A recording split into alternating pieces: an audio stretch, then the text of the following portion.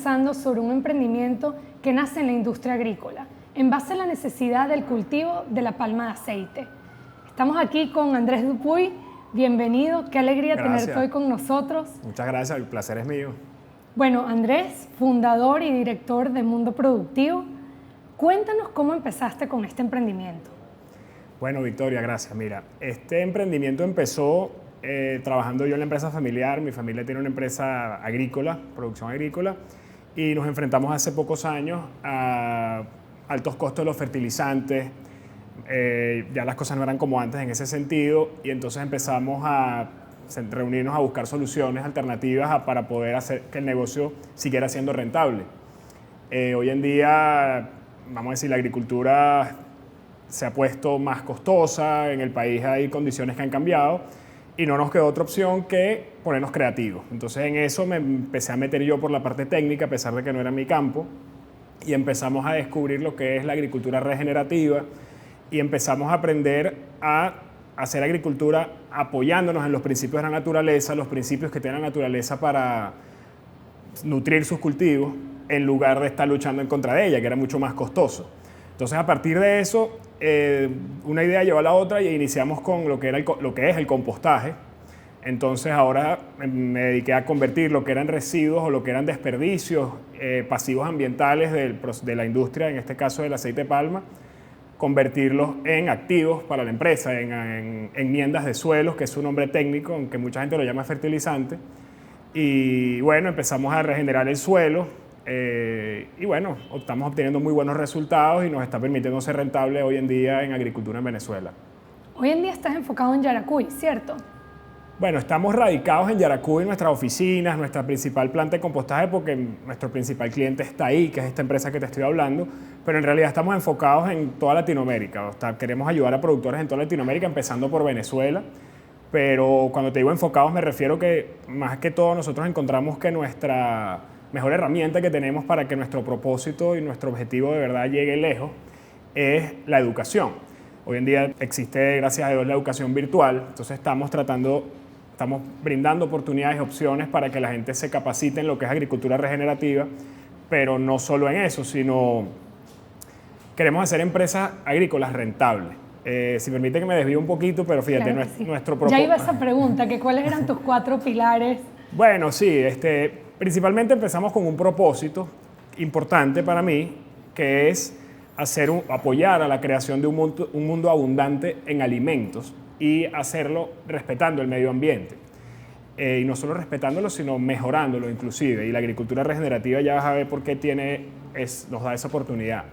Entonces, en esas ganas de apoyar a los de llevar un mundo o traer un mundo abundante de alimentos, eliminar la desnutrición, nos dimos cuenta que teníamos que apoyar a la creación de empresas agrícolas o rentables, pues, porque yo te diría que, bueno, esto es un programa de emprendimiento y yo siempre me acuerdo, yo creo que uno de los emprendimientos más duros que hay es para alguien fundar una finca, a lo mejor hay otros emprendimientos más duros, pero en el mundo que yo conozco no hay nada más difícil que fundar una finca, no hay nada más difícil que ser agricultor tú solo contra la naturaleza ahí, a veces es la lluvia, a veces es la sequía, a veces es el suelo, a veces son incendios, o sea, es un negocio muy duro, sobre todo para arrancar, para los emprendedores agrícolas. Es que además tiene factores de los cuales no dependen de ti. Sí, una gran parte de los factores que se involucran en los negocios no los podemos controlar. Por ejemplo, la lluvia, el clima, etc.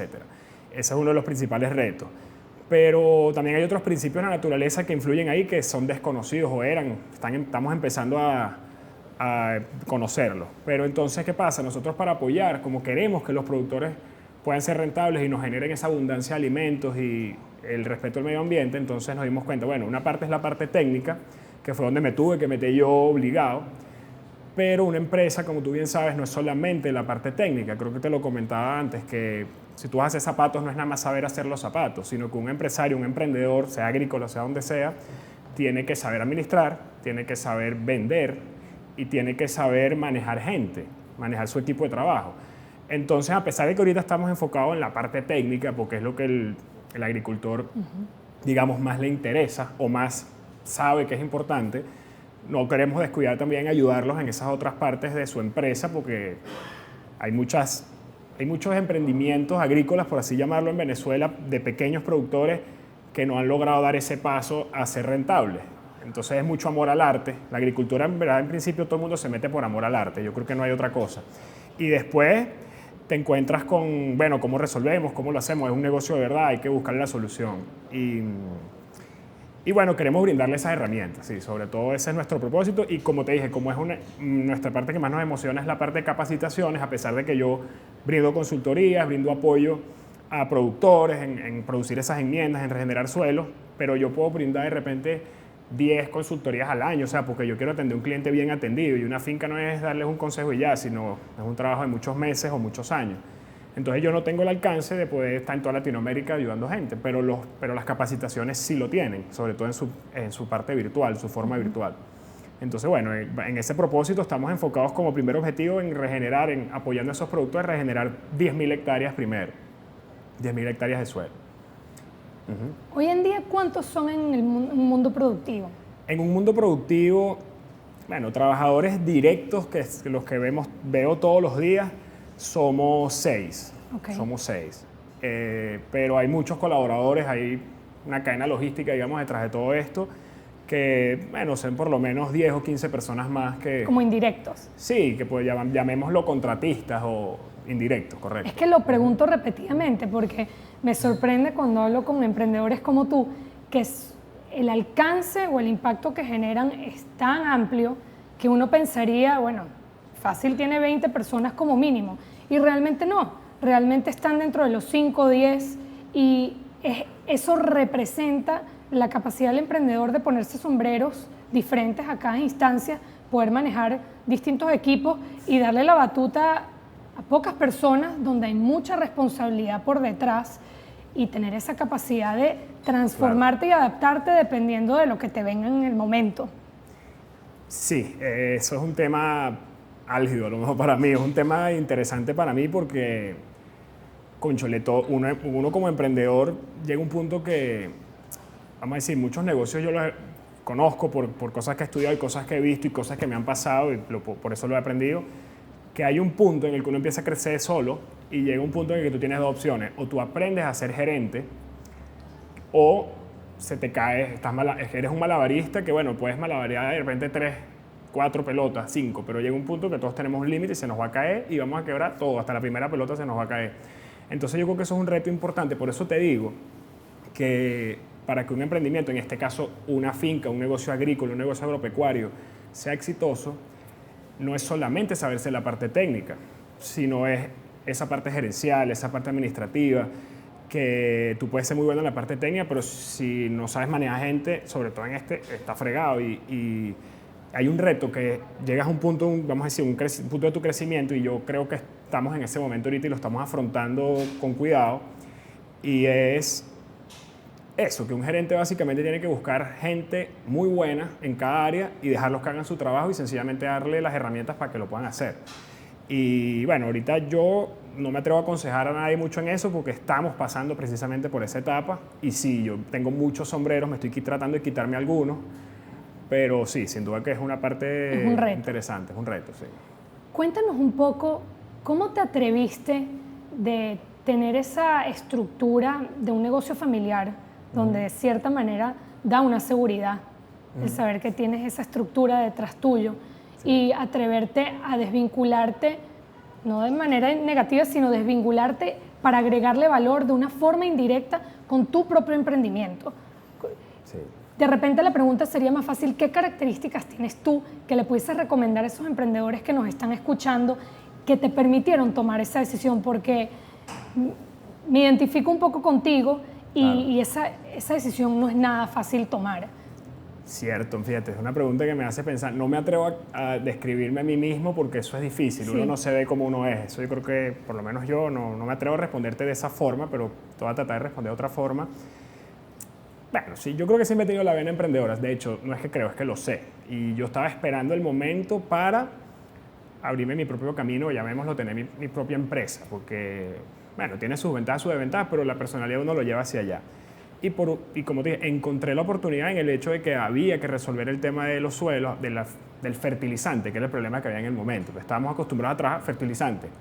¿cuánto hay que invertir en fertilizante? Entonces están resembrando 3.000 hectáreas de palma, no es poca cosa la inversión que se requeriría en fertilizante. Como te comenté, para una industria agrícola, en promedio, para un cultivo, yo diría que un 40% del costo, tratando de promediar los distintos cultivos y las diferentes formas de manejo, los diferentes tipos de suelo, en promedio el 40% del costo de producción de un fruto es fertilizante. Entonces eso era lo que hablamos, fertilizante. Entonces esa fue la oportunidad que yo encontré, y como la empresa no quiso asumirla a ellos, porque ellos dijeron, no, yo me quiero enfocar en nuestro core business, que no es producción de fertilizante, en el cultivo es el cultivo como tal, y tenían razón en hacerlo, sobre todo en una crisis, porque, vamos a decir, no había los recursos para dividir mucho el enfoque. Entonces existió la oportunidad para yo lanzarme por ahí y abrir mi propia empresa y prestarle servicios a ellos. Sin embargo, para dar un poquito más de profundidad en lo que me estás preguntando, yo siempre supe que estar apoyado en una empresa familiar o trabajar para la empresa familiar era para mí como un ascensor. ¿En qué sentido? Tienes un piso, si el ascensor está subiendo, pues estás subiendo tú también, pero en el ascensor también tienes un techo. Y vas como que para donde vaya ese ascensor, pues. Entonces, eso fue algo muy visual que yo recuerdo tener en mi mente en ese momento y decir, bueno, te tienes que bajar el ascensor y, no sé, el ejemplo era como agarrar una cuerda o algo que no hay piso. Si te sueltas, te caes, pero si no te sueltas, si te enfocas más bien hacia arriba, hay como que más oportunidad o más potencial de crecimiento. Y así lo tuve que hacer. Pero también yo creo que como me dijo alguien, un maestro, por así decirlo, yo llamo maestro a cualquiera que me enseñe algo, no es que sea un profesor literal, pero me dijo, mira, para uno crecer como emprendedor, uno tiene que tener riñones, uno tiene que tener guaro, porque no hay nada asegurado, todo da miedo, mira, si el miedo te va a ganar, hermano, no te metas a emprendedor. Y para terminar, disculpa, porque es que me apasiono con esto. Y pero sí, justamente. Eso, o sea, tú necesitas, o sea, el que es emprendedor no valora tanto la seguridad como la libertad. Y el que no es emprendedor, pues mucha gente que la conozco, no, hermano, yo estoy muy feliz, tranquilo donde estoy, cumpliendo mi papel en mi organización, pues ellos valoran un poquito más la seguridad que uno como emprendedor. De repente llegas a tu casa, pagaste la nómina, hiciste lo que tenías que hacer y te encierras en tu casa, tienes comida en la nevera y no tienes plata, porque te tocó esa semana, pues. Y hay gente que eso le da mucho miedo. A mí particularmente eso no me da miedo, pues, pero bueno, siempre que tengas las cosas bien organizadas. Entonces sí, es una personalidad particular, no sé qué tendré, pero hay que olvidarse un poquito del miedo, porque sí da miedo, sí. Claro. ¿Cómo se ven en el futuro? Porque sé que cuando hemos conversado esos 4 pilares, la parte educativa, la parte de la consultoría como tal de los suelos, la parte del fertilizante, ¿cómo te ves en el futuro? Mira, yo me veo en el futuro como una plataforma de apoyo a los productores desde pequeños, medianos y grandes, con diferentes servicios que ofrecemos, ¿no?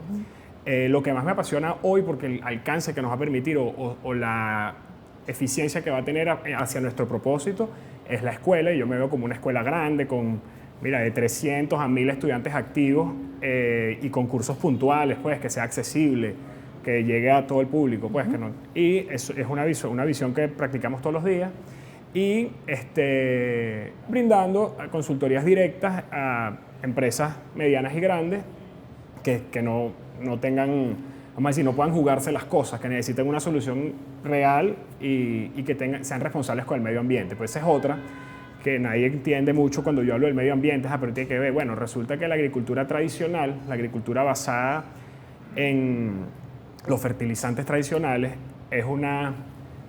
vamos a decir, es una industria totalmente relacionada con la petroquímica. Entonces, la producción de fertilizantes o el uso de fertilizantes tiene 2 implicaciones importantes. Uno es la producción. La producción está derivada de la industria petrolera y, bueno, ya ella tiene cierto impacto ambiental que conocemos. Pero además, después de que tú aplicas los fertilizantes, los fertilizantes tienen la gran ventaja de que son solubles y son inmediatos y se van muy rápido en el agua y requieren agua para actuar. Pero normalmente los fertilizantes que tú aplicas, dependiendo de lo bien estudiado que hagas las cosas, siempre vas a perder una parte del fertilizante. Yo diría que el que mejor lo aplica, el que más calcula, el que mejor aplica su fertilizante, por lo menos pierde un 20% de lo que aplica, que se le va cuando el agua drena eso termina en nuestras aguas, nuestros ríos, nuestros pozos profundos, nuestros mares, nuestros lagos. El caso del lago de Valencia es un ejemplo muy bueno, fue un área agrícola por mucho tiempo y ahorita el lago totalmente contaminado. Entonces la agricultura regenerativa tiene el potencial de absorber el carbono en la atmósfera y devolverlo al suelo. O sea, exactamente lo contrario de lo que hace la industria petrolera. La industria petrolera saca el carbono del suelo y lo convierte en energía y después de darnos esa energía se va a la atmósfera. Las plantas, como creo que todos estudiamos en el colegio, hacen fotosíntesis y la fotosíntesis lo que hace es sacar el carbono del aire y si las prácticas de nosotros como agricultores son correctas, ese carbono se va a quedar en el suelo. Entonces, lo sé porque mis profesoras lo hemos visto los cálculos juntos, tenemos el potencial, si vamos a decir en todo el mundo, todos los agricultores del mundo utilizaran agricultura regenerativa y ganadería regenerativa, en 10 años aproximadamente revertiríamos todo el calentamiento global. Eso es la teoría, ¿no? Y es esas plantas devolviendo ese carbono al suelo. Pero bueno, hay muchas cosas de manejo, cosas técnicas que hay que conversar, pero básicamente ese es el objetivo. Bueno, algo que me pareció fascinante cuando conversábamos el otro día era que mencionaste que te pusiste metas por hectáreas. Claro. Y sobre todo cuando tienes hijos y tienes esa visión de futuro que quieres dejar un mejor mundo para las próximas generaciones, claro. Eso es una cualidad de un emprendedor, donde tienes un crecimiento, una visión en la cual estás midiendo tu impacto y en este caso numéricamente. Sí, eso no es casualidad, sino eso es metodología de negocio, porque yo no me la juego, o sea, no me puedo dar el lujo de jugármela, yo y cualquier emprendedor, como me lo han dicho muchas veces, tiene que tomárselo más en serio, inclusive que una empresa grande establecida, porque estás en desventaja, si se quiere, desde el punto de vista de capital, de recurso humano, no tienes personas del mismo nivel de repente en tu equipo, entonces tienes que ser mucho más cuidadoso. Entonces, ¿qué pasa? Yo no me la juego, yo agarré, soy emprendedor o tengo una empresa o lo que sea. ¿Cómo es la cosa? ¿Vale? El secreto aquí, dame acá. Entonces, dado que yo no estudié business en la universidad, ni mucho menos, ni nada, yo siempre he sido autodidacta, recomiendo que aprovecho, y he agarrado muchos libros, te he recomendado algunos cuando conversamos, pero no te voy a hablar de ese mismo, sino hay un libro por ahí que no es la Biblia, porque uno agarra lo que quiere y suelta lo que a lo mejor no te sirve, pero de Jim Collins y Jeremy Porras, que son profesores de Stanford, creo, y ese libro se llama Built to Last, diseñado para perdurar. Y ellos hicieron un estudio comparativo entre pares de empresas muy visionarias contra empresas similares, pero no tan exitosas en su mundo, muy grandes. Y se dieron cuenta que las empresas, o uno de los que encontraron es que las empresas que han sido exitosas por más de 100 años y siguen siendo vanguardistas, o por lo menos lo fueron por buenos periodos de tiempo, tenían algunos factores en común. Y uno de ellos es ese que hablas, que es un objetivo claro y fácil de explicar. Porque hay una empresa, ¿cuál es tu objetivo? Porque una cosa es el objetivo, otra es el propósito. Sí. Yo te hablaba de las dos, aunque a lo mejor no. Y a veces nos confundimos. Sí, nuestro propósito es una cosa, que es idealista, nunca lo vamos a alcanzar y es un ideal. Pero el objetivo sí tiene que ser claro, es como subir el Everest. Exacto. Yo no te lo tengo que explicar, ya tú entendiste. Y lo entendiste tú y lo entendió todo mi equipo. En cambio, si yo te digo, no, nuestro objetivo es colaborar con el... pero colaborar, ¿por cuándo llegamos? ¿Ya lo alcanzamos o no lo hemos alcanzado? ¿Cuándo lo vamos a alcanzar? Entonces tiene que ser algo que tú sepas cuándo lo alcanzaste y cuándo no, y si ya llegaste. Entonces, por eso pusimos ese. Bueno, vamos a empezar. ¿Cuántas hectáreas vamos a regenerar? 10.000. ¿Cuántas hemos regenerado? Bueno, mira, 1.500. Vamos ahorita. Bueno, ya está claro, cuando lleguemos a 10.000 tenemos que inventarnos otro. Y eso es algo que mantiene el equipo enfocado, como que cómo vamos, ¿sabes? No estamos perdidos en... Sabemos eso es clave, porque además tienes a todo un equipo remando el barco al mismo objetivo. Y fíjate lo que pasó, yo me senté al principio, al principio no, la empresa tiene más tiempo, pero hace unos meses decidimos crear un mayor impacto, que era, o acelerar un poquito, ¿cómo aceleramos el impacto? Entonces nos reunimos, Andrés, ¿qué vamos a hacer? Vamos a entrenar gente, pero tú solamente puedes atender 10 fincas al año, bien atendidas, entonces tenemos que multiplicar gente, entrenando gente, y yo, ya va, vamos a montar una escuela online, porque es el más rápido, llegamos a 10.000, si ya llevamos 1.500 y yo mañana entreno 5 personas que aprenden, que se apasionen con esto, en un año lo logramos. Además que luego dándole consultoría a esas empresas que tienen esas personas a las cuales ya tú previamente educaste, probablemente tu alcance y tu impacto como consultor es exponencial a si no tuvieran esa base educacional. Claro, es así. Si tuvieras que dejarle un mensaje a esos emprendedores que nos están escuchando en la noche de hoy, ¿qué les dirías? Cónchale, vale, me la pones dificilísima. No. Pero bueno, vamos a aplicar la que yo trato de decirme a mí mismo, que yo me acuerdo siempre, para mí es el cuento de la liebre y la tortuga. Ajá. Ese cuento para mí es la Biblia, porque esto para mí no es una carrera, se lo digo al equipo, todo el mundo, de 100 metros planos. Esto es una carrera de maratón a 20 años. Relájense para que puedan mantener. Entonces, constancia y disciplina. Para mí esos son los secretos, es parte de los valores de mi empresa. ¿Cuánto avanzamos hoy? 1 centímetro. Buenísimo. No me interesa que sea 1 kilómetro. Dale, o sea, vayan con sus familias, no hay estrés, pero tenemos que ir avanzando así sea muy lento, pero constante. Para mí ese es el único secreto. Bueno, Andrés, muchísimas gracias por habernos acompañado esta noche.